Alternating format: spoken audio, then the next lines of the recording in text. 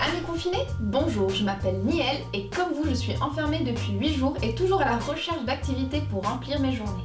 À force de tourner en rond à la maison, on finit par être attiré par le frigo. Frigo qui déborde littéralement après les courses pré-apocalyptiques que l'on a tous fait. On va pas se mentir. Alors non, je ne me suis ni ruée sur les pâtes, ni sur les PQ. Dieu merci, l'eau coule toujours dans mes robinets. Mais me suis légèrement excitée sur la farine, les fruits, la semoule, le beurre et la farine. Oui, j'ai dévalisé les rayons farine, allez comprendre. Bon, en y oblige, j'ai envie de tout essayer. La pâtisserie pointue, la bonne cuisine de mamie, les plats les plus folkloriques du siècle. La peinture, l'écriture, la corde à sauter, les crêpes à 6 mètres de cheveux. Non, je m'égare. La journée tourne autour des repas, on est d'accord? Et puis bon, me suis dit autant en profiter de tout ce temps libre pour se faire plaisir. Et faire plaisir à la famille et aux voisins d'à côté. En plus, si on se gourre dans les proportions, c'est jamais perdu.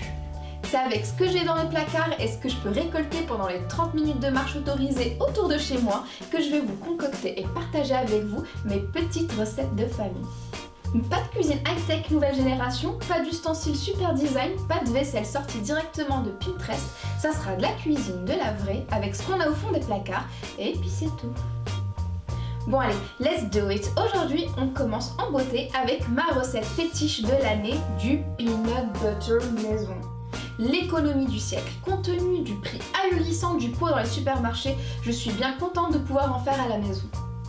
Pour cette recette, on a besoin de 400 g de cacahuètes, n'importe lesquelles, tant qu'elles sont décortiquées et grillées. Mais je choisis les plus light, étant donné que les cacahuètes sont très riches en lipides, donc très grasses, et c'est ce qui va leur permettre de se métamorphoser en beurre une fois bien mixées.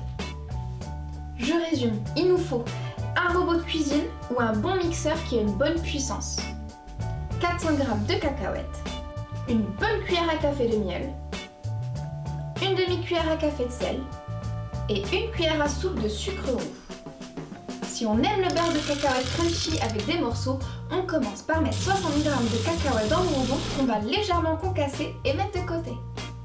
Mais si vous préférez le peanut butter bien lisse, vous pouvez oublier cette étape. On met les cacahuètes qui restent dans le robot et on lance à pleine puissance pendant environ 40 secondes. On ouvre, on regarde, on observe, on abaisse le tout avec une spatule puis on rajoute le sucre, le sel, le miel et on relance pendant 45 secondes environ. Si votre mixeur galère à broyer les cacahuètes et que vous sentez qu'il chauffe, vous pouvez rajouter une cuillère à soupe d'huile d'arachide. Ça facilitera le processus.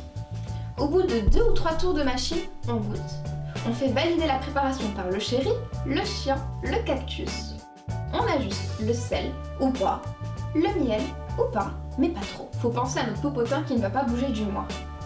Pour finir, on ajoute les cacahuètes concassées. On mélange légèrement dans le robot avec le programme mélangé pour ne pas perdre l'effet crunchy. Si vous avez un mixeur, faites cette étape à la main ou plutôt à la cuillère. Et voilà, c'est prêt! Du bon peanut butter comme on l'aime. Et maintenant, une bonne tartine de peanut butter avec de la confiture de poire à la vanille. Pour bien démarrer ces journées de confinement, il n'y a rien de mieux. Allez, amis confinés, je vous laisse et vous dis à plus tard pour une nouvelle recette bonne pour le cœur, l'âme et le corps. Tchuss!